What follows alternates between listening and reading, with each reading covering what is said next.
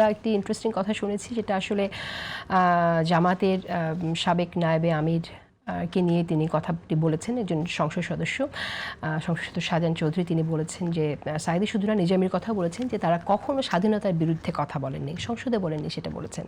তো আমি একটু আপনার মন্তব্য শুনতে চাই, অ্যাডভোকেট রাজা। কি না, স্বাধীনতার বিরুদ্ধে কথা বলা মানে কি আমি ঠিক বুঝি না।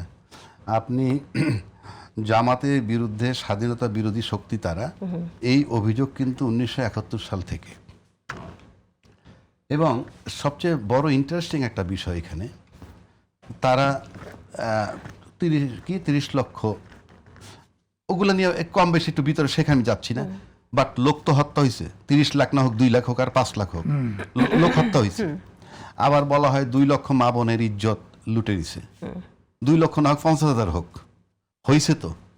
এবং এই যে অপরাধগুলা, এই অপরাধগুলা কিন্তু পৃথিবীতে যত অপরাধ আছে তার ভিতরে জঘন্যতম অপরাধের তালিকায় অন্যতম এগুলো। একটা হলো খুন করা, আর একটা ধর্ষণ করা।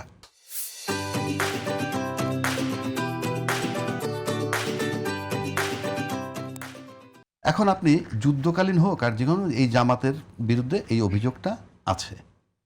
এখন এই বিচার করার রাইট তো নষ্ট হয় নাই, কারো রাইটটা আছে। এবং আমি একজন লয়ার হিসেবে বলতেছি, কতগুলো অপরাধ আছে ফৌজদারি অপরাধ, কিছু আছে 2 পক্ষ মিলে আপোষ করতে পারে, কিছু আছে কোর্টের অনুমতি নিয়ে করতে পারে, আর কিছু আছে কোর্টও অনুমতি দিতে পারে না আপোষের জন্যে। এই যতগুলি অপরাধ আছে, আপোষ করতে পারে না, কোর্টও করাইতে পারে না, তার ভিতরে এই অপরাধটা এইটার ভিতরে এই তালিকায় আছে, অর্থাৎ ধর্ষণ এবং খুন। সুতরাং এই টকশোতে সে বহু লোকই বলছে কখনো কখনো জামাত তার অপরাধের জন্য জাতির কাছে ক্ষমা চাইতে হবে। I am sorry. কেন ক্ষমা চাইবে? আর ক্ষমা চাইলে মাফ হবে কেন? যারা এই প্রস্তাবটা দেয়, আমি তাদের কাছে নোটিশ নিতে চাই, আপনারা কারা? এত কঠিন অপরাধ করছে, সেটাকে আপনারা বলেন জাতির কাছে মাপ চাইবে। জাতি কি ভেকটান কার কাছে মাপ চাইবে, কি জন্য? এটার তো কোনো কম্প্রোমাইজ হয় না। আমি আজকে থেকে বার্তাটা দিচ্ছি, আপনারা কেউই কথাটা বলবেন না। সিনায় যদি বল থাকে, টকশোতে সে বিচার দাবি করেন, যে যেই অপরাধের মাপ হয় না, আদালতও মাপ করতে পারে না, সেটার বিচার করবেন। নাম্বার 1।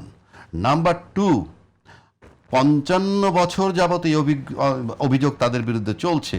তার ভিতরে যদি আমি একেবারে এরশাদের পতনের পরে ধরি, মানে বিএনপি 10 বছর আর শেখ হাসিনা 2 টার্মে 20 বছর, 30টা বছর তারা ছিলেন। 30টা বছর এরা দুইজনই কিন্তু, 2টা দলই স্বাধীনতার বিরোধী শক্তিদের মানে বিপক্ষের। যদি তাই হয়, আপনারা 30 বছরে বিচার করতে পারেননি কেন, আমি প্রশ্ন রাখছি। তৃতীয়, অভিযোগগুলা কি রিয়েল অভিযোগ আপনাদের দৃষ্টিতে, নাকি পলিটিক্যাল কমপ্লেন? এটার ব্যাখ্যা আপনারা দিবেন।